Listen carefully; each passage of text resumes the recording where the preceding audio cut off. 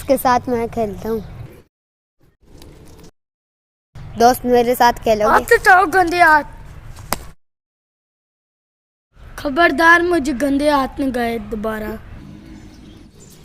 मैं भी इससे जाके पूछूंगी इसने उसको क्यों मारा है। भैया आपने उसको क्यों मारा है? गरीब लड़का था, उसने मुझे गंदे हाथ में गए थे। अल्लाह ताला का फकीर को बादशाह बना दे और बादशाह को फकीर बना दे। आप उसको मार के जालिम बन गए हो और वो मजलूम, और मजलूम की बद्दुआ अर्श को हिला देती है। हमें हमेशा मजलूम की बद्दुआ से बचना चाहिए। आप उससे जाओ, माफ़ी मांगो। मैं भी जाकर उससे माफ़ी मांगता हूँ। भाई मैं आपसे माफ़ी मांगने आया हूँ।